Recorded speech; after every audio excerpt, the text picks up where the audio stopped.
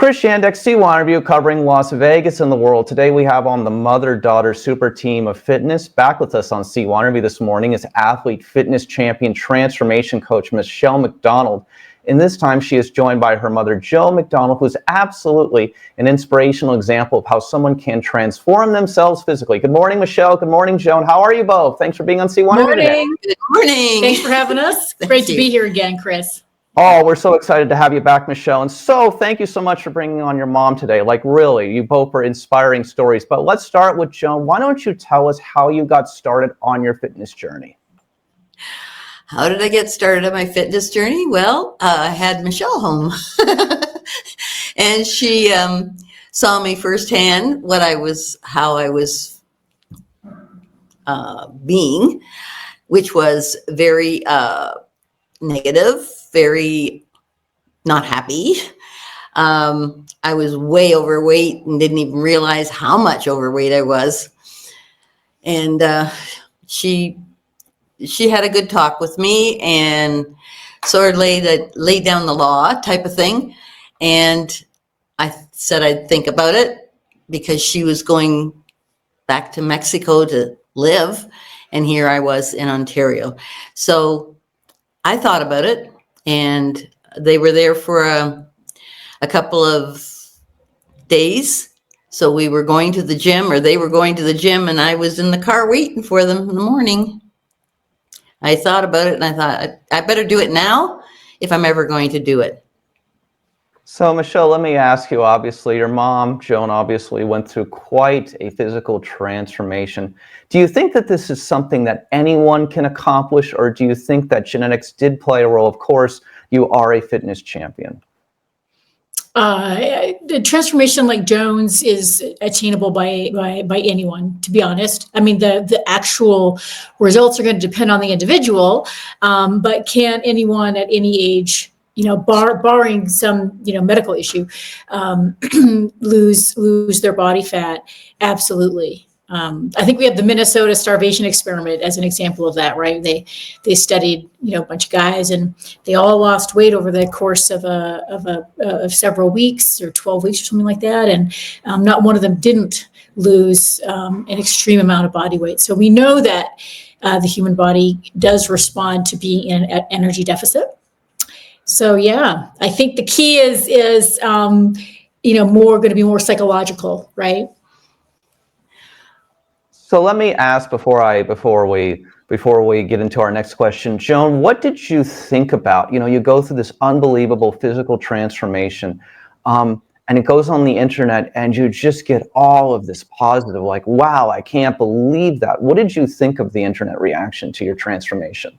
Well, it was a year before I even got on the internet to see that result, but I was astounded that people were, actually talking to me about it and asking questions. And all I could say was, yeah, if you really want to do something with your life, you've got to have focus. You got to focus on that.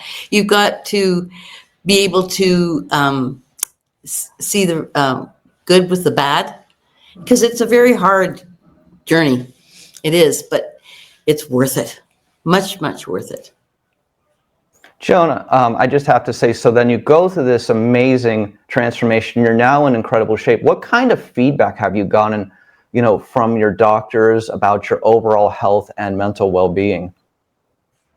I've had a lot of positive feedback from the doctors. They just can't believe I'm the age that I am and as physically strong as I am. It's like they just don't believe it. But I'm going, it's possible. You've got to believe it. So let me ask you, give us the statistics. How much weight did you lose?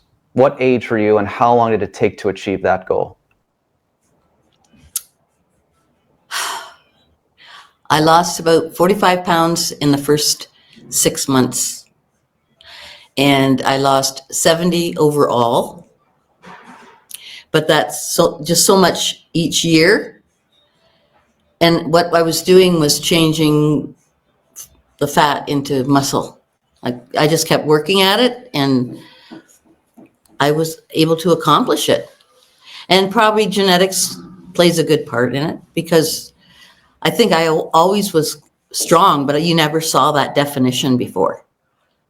It was just astounding to me that I did it. And probably 3 years by the time maybe not even that long before I lost the whole 70 pounds.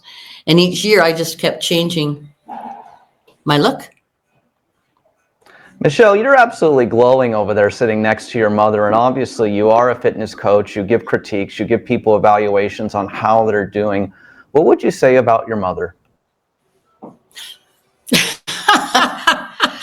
You really don't want to know. What do I say, Joan? You don't really want to know. I think, so prior to Joan, so I've been already coaching in the transformation world and the athlete world for 7 years. When I invited Mom to do my transformation program, I have a 24-week transformation program, and I'll bring a group of gals from start to finish through it. And most of them will repeat for another 24 weeks and even longer. Mom actually ended up doing, I think, 3 or 4 of those transformation groups. So I keep putting her in another transformation group. And sure.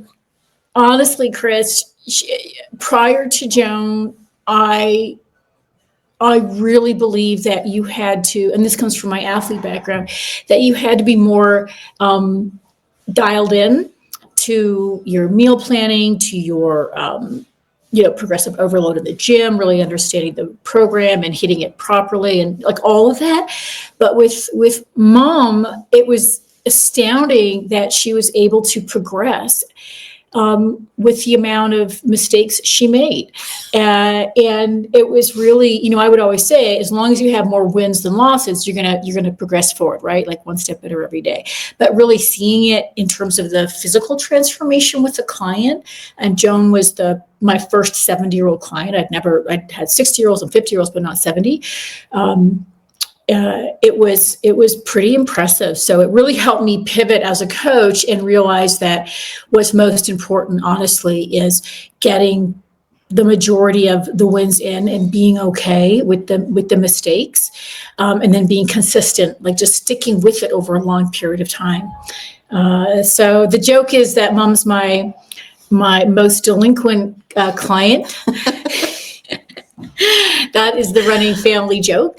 But her consistency, her effort, her attitude, her positive attitude, she always tries to do better. She takes the feedback, even if it's the same feedback year after year. She struggles most with macros, which I think is common. It's an app, it's technology.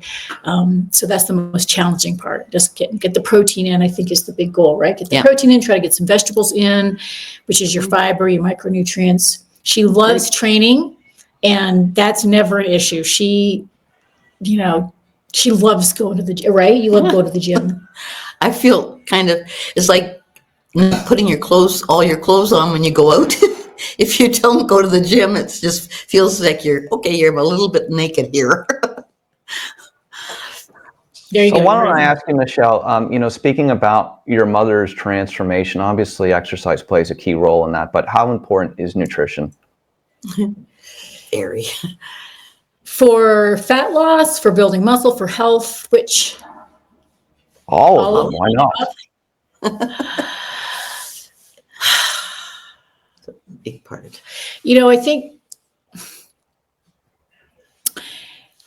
I think the human physiology is so adaptable. We're like the cockroaches of the mammalian world. I know that doesn't sound very sexy, but we can survive in almost any kind of like condition, bioregion, cold and heat, and we can eat all kinds of food and still really do really well. However, my instinct or my experience shows me that the more you are focusing on a whole foods diet for at least the majority of your food, like let's say 80% of your food, getting the fiber, and especially for women, eating enough food and getting in your micronutrients. So we just tell gals, eat the colors of the rainbow. For overall health, it's amazing that the body completely regenerates itself like every 6 months. Like even, the substrates that make up your cells, everything just gets, Regenerated. recycled.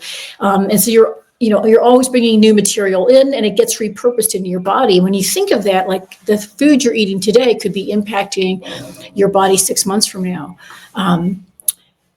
We think about immunity, traveling a lot, getting sick. We think about immunity. When we think about being able to recover from training, when we think about quality of sleep, your nerves, having a really healthy nervous system and not being, stressed out and reactive all the time. Those sorts of things, I do believe, get impacted by the quality of the food that you're eating. And then we talk about just fat loss and building muscle. We know that people are going to respond better with adequate protein.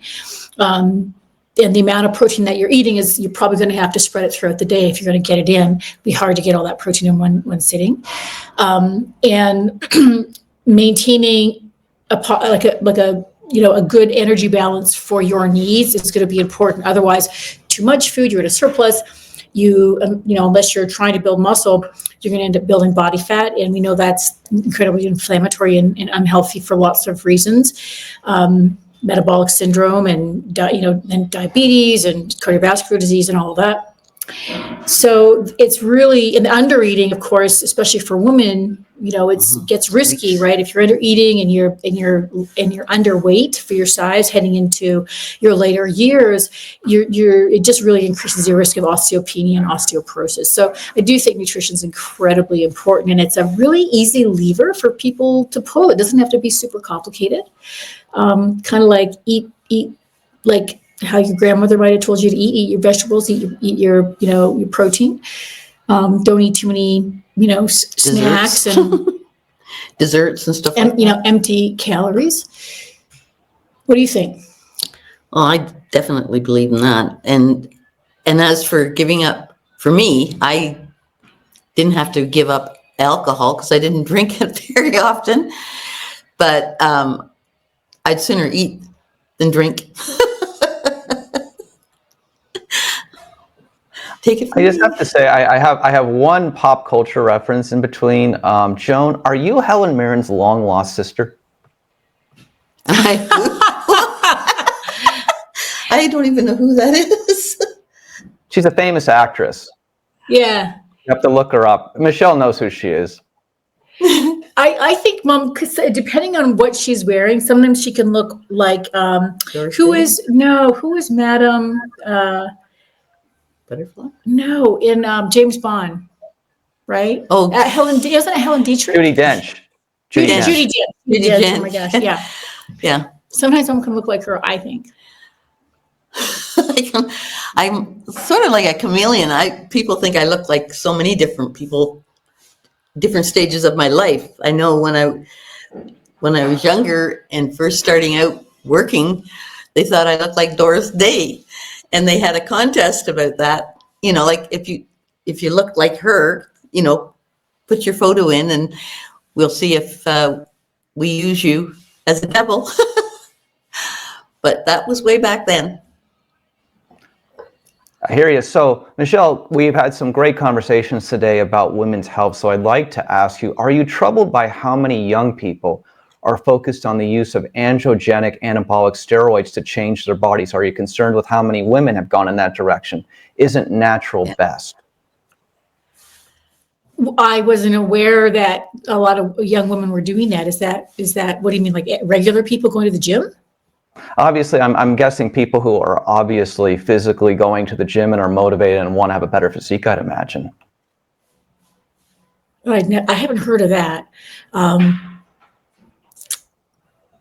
I'd be surprised at that. I'm going to be a little bit skeptical just because every gym that I go to, you would kind of notice it, just virilization of the face and just, things like that.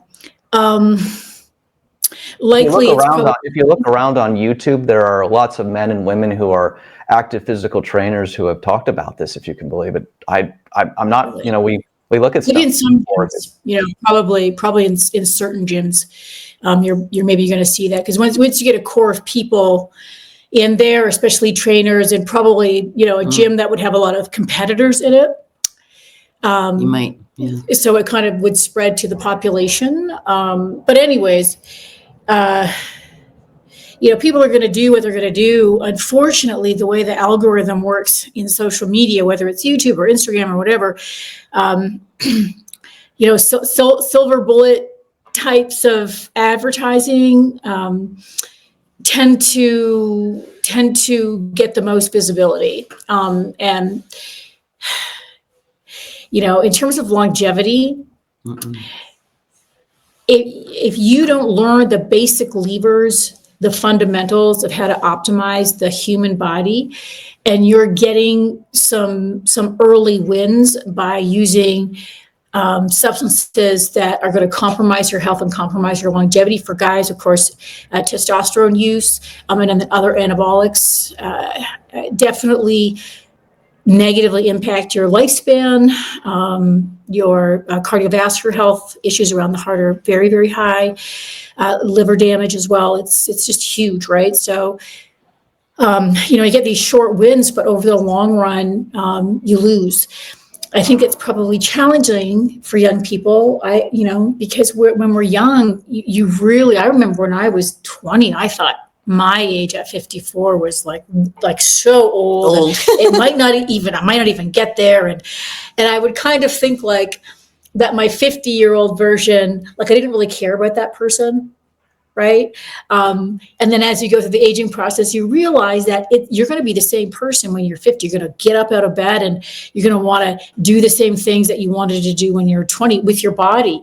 And I really don't take that for granted. I feel very blessed now, even when I'm warming up. I can do Cossack squats and like lunges, and I was doing some rebound jumps and plyometrics this morning before I did my leg workout, and I was thinking to myself, probably a lot of 50-year-olds don't have that agility and mobility, and it's a tragedy because the human body can really age incredibly well for a very, very long period of time if you do some things like watching your food, having a good training program, like avoiding alcohol, smoking.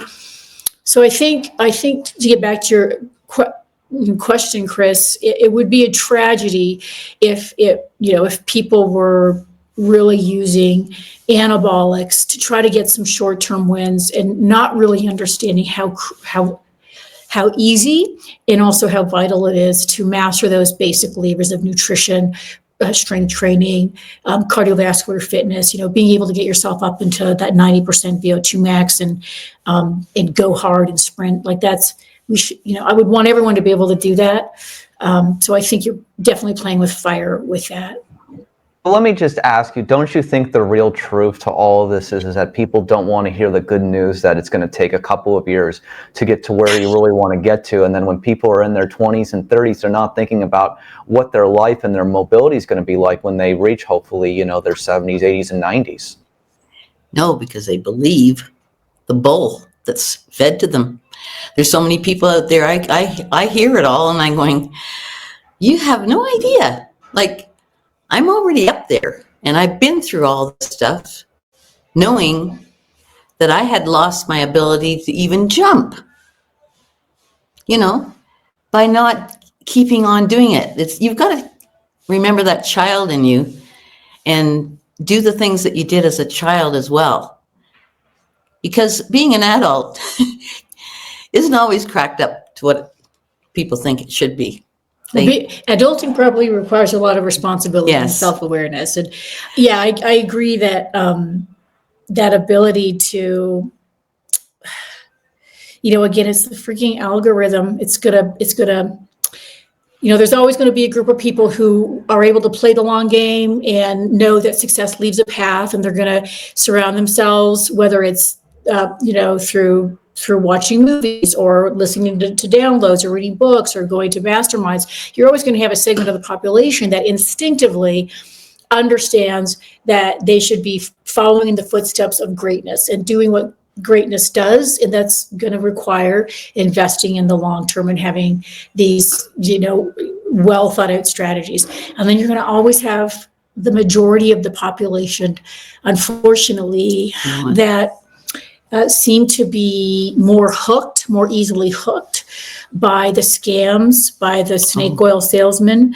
I see it happening a lot in the menopause world now with the overselling of MHT as a panacea. Like, if you're not on it, forget about it. It's sad to see. It's a wonderful drug for what it's meant for, but it's not going to keep you young forever.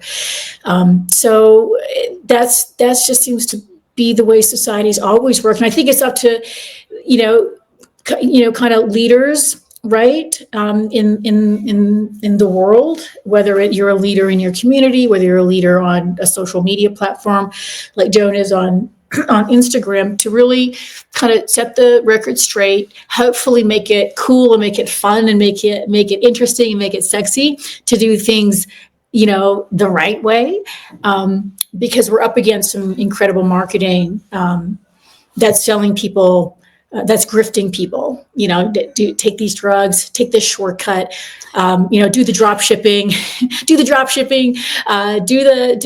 Bitcoin, you'll make millions, do the drugs. And we see the fallout, after a couple of years, we see people really losing. I have one more question for you, Michelle, in this area before we move on to some other things. Do you believe that VO2 max is a critical biomarker? Leanness helps with the VO2 max, right? Sorry, could you repeat that last part? Leanness helps with your VO2 max? Is that what you said? Correct, exactly. Well, as I said earlier, I think I would encourage people to, so this is against I'm coming from fitness, in strength training is a priority, right? If you have X amount of hours in the week, focus on building muscle, man or woman. However, I do not think that we got to throw cardiovascular training out. I think cardiovascular training is important. Some people should do more cardiovascular training than others to control their body composition. But I think everyone, I'm an athlete at heart, and I think, people should aspire to being able to sprint, to be able to exert themselves for short periods of time with high intensity at those 90% plus VO2 max. Do more moderate intensity, kind of zone 3 cardiovascular fitness, and that could be biking, that could be rowing. It doesn't have to be running, but doing something in that zone 3, sort of 80-85%, and then the zone 2, 70-75%. And when we lose that ability, we see that in the aging process, where people are unable to push themselves to those higher intensities. So from that perspective, Chris, I think we want to look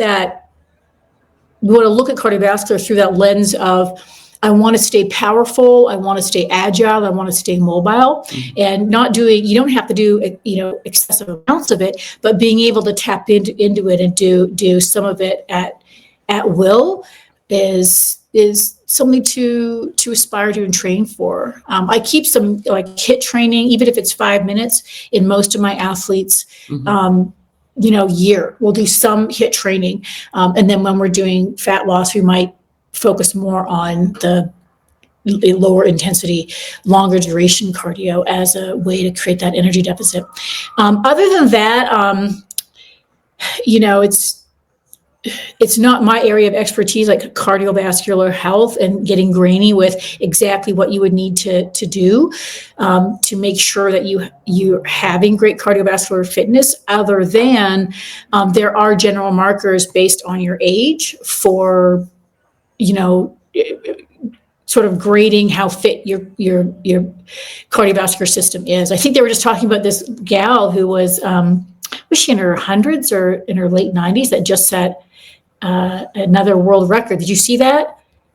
Did not yet, but wow, I'll have to go look at that after we I get wish off I here. remembered her name. Yeah, and then there was all this controversy in the comments because the reporter said she had a comparable VO2 max to like somebody in their 40s or 30s. But what they meant, I think, was that it was like relative, like her VO2 max as somebody who was a 90-year-old or 100-year-old runner was at the elite level, graded to time, like her age, right? So it is, you know, if you're going to be an elite athlete, you're like in a cardiovascular sport, you're definitely going to be pushing those higher numbers. I want to wrap up with a couple of things. We haven't really emphasized this. We did talk about how inspiring your mother has been on the internet, but can you talk about her social media channels and how they've inspired people and the feedback that you've gotten and how big it's become a sensation? Well, it's kind of like, you know, since the beginning, I think it's been a real sort of unicorn experience to see. I remember the first post that went up was just a little, I think it was a before and after, wasn't it? And it was only in the first 6 months or so. It was early on, and Mom was in her bathing suit in the backyard, and it was pretty astounding at the time. I mean, her physique has progressed a lot since then, but we were so amazed that we were starting to see little shoulder muscles and all this stuff. And it was like, I don't know, I feel like there were like 300 likes and 20 comments.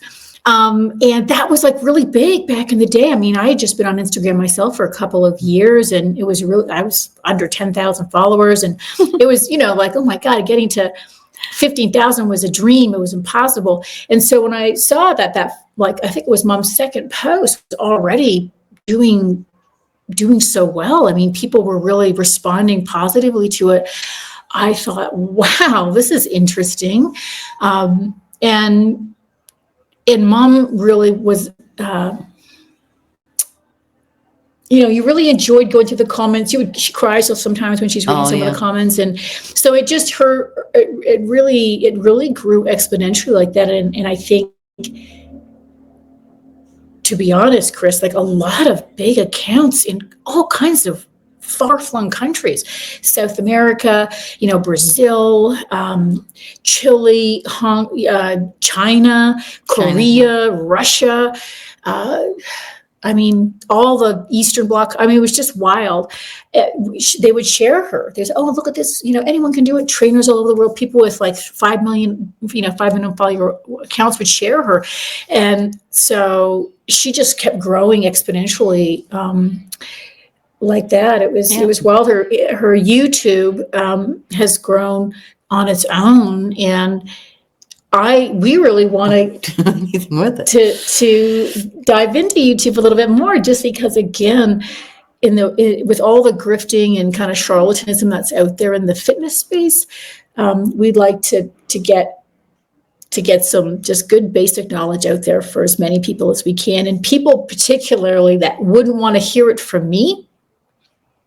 Right, because it's, you know, oh, but, she's younger. You know, she doesn't know anything. She's young. I'm 54, but you know, she's younger. She's always been in shape. She wouldn't understand what I'm going through, even though I'm a coach. I understand that.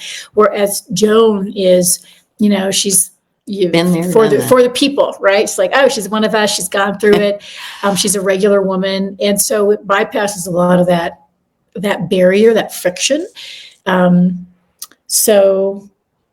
That's, you know, it's exciting to see how receptive the world has been to an older person really digging in and transforming their lives, not just their physical fitness, but she's traveling now. She's making tons of friends. She's growing in so many directions.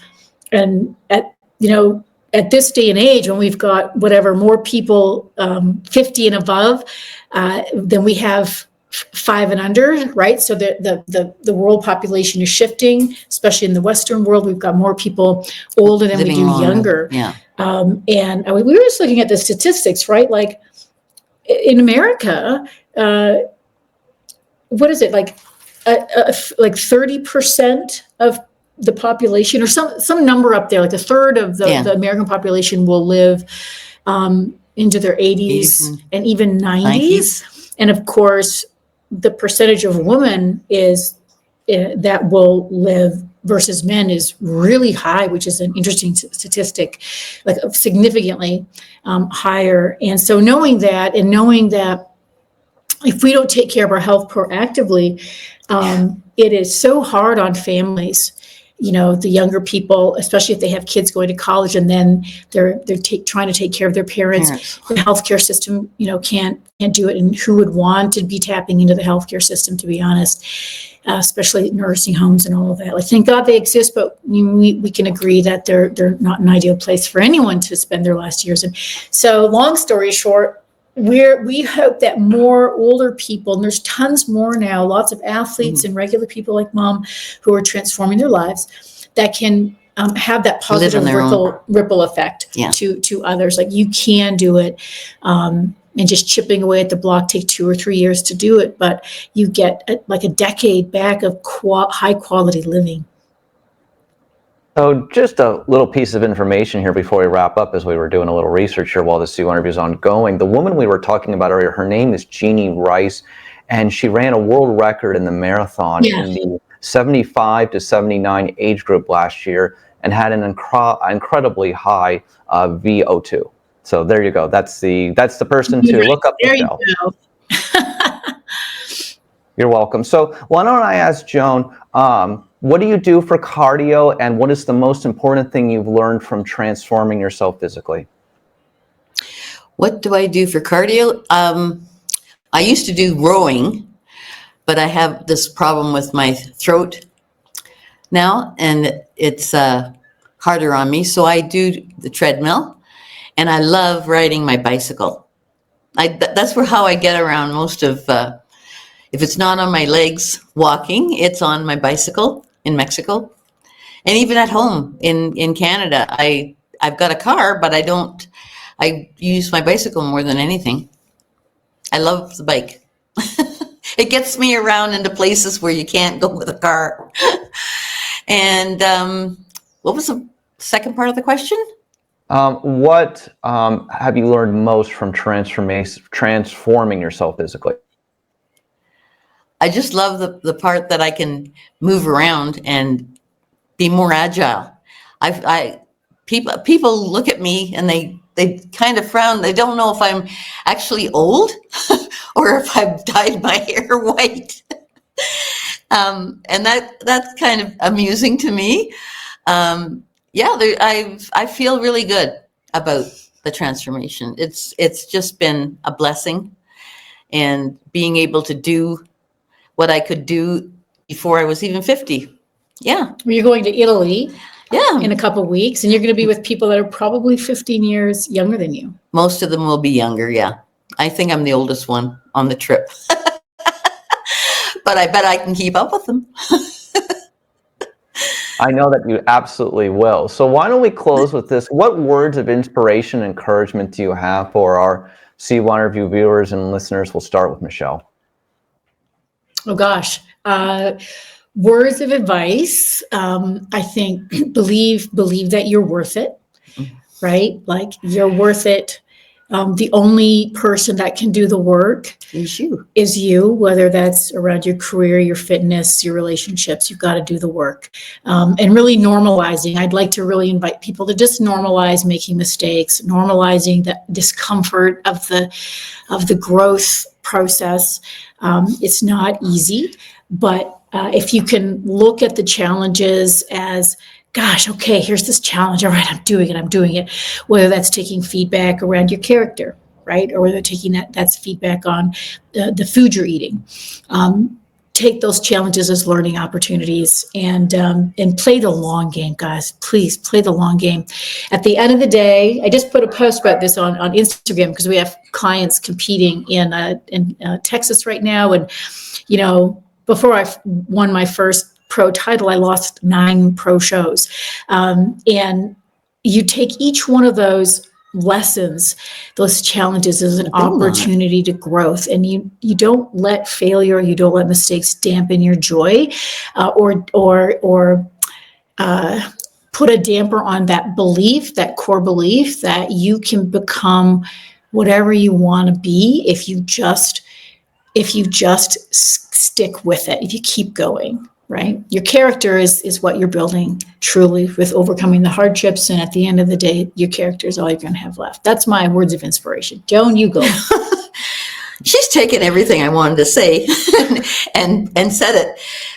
And I do believe that every person should believe in themselves. They do really have to learn to love themselves and forgive themselves when they make mistakes.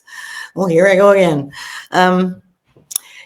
It's not the end of the world, and you don't have to compete against anyone. Absolutely don't have to compete against anyone. Only yourself. Just that 1% better every time you try. Whether you win or you fail, it's still at 1% that you're really, really trying. And that's all you can ask of yourself. Just be the best that you can be when you really feel good about yourself. All right, Michelle, why don't you break it down for me? Give me all of the YouTube, Instagram, websites where we can obviously find you and your mother as always. Oh boy, there's a list. So with Joan, you've got Train with Joan on the gram. She is also on YouTube.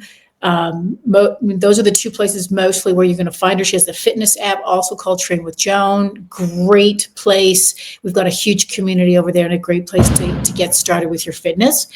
And then on Just my Google end, it. yeah, and then on my end, I've got my Instagram, which is Michelle MacDonald Official. My website's the same. And my YouTube is also the same. I'm on LinkedIn as well. My coaching team, the Wonder Woman, is the Wonder Woman Official on Instagram. And then the Wonder Woman .com on our website. That's a one-to-one coaching brand. It's incredible. I'm very proud of our coaches and what we built. The community is incredible.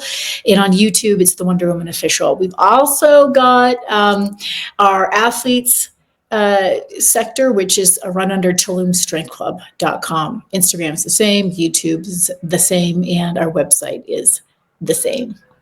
It's a lot to... one more thing. My podcast, Stronger by Design, I always forget that one, Stronger by Design. And it's really aimed at the 35 plus female, predominantly female audience. And we bring in a ton of experts around longevity, aging well, fitness for women.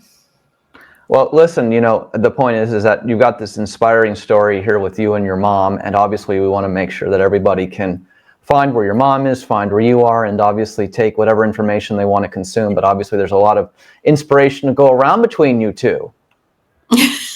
Thanks so much, Chris. Thanks for having us on the show. We appreciate it. You're absolutely welcome. So for Michelle MacDonald and Joan MacDonald and CYInterview, I'm Chris Shandick here in Las Vegas. Again, if you'd like to, please make sure you hit the like button and please hit the subscribe button below to keep up with everything we have going on here at CYInterview. Thank you both for being on CYInterview today. Bye. Bye for now.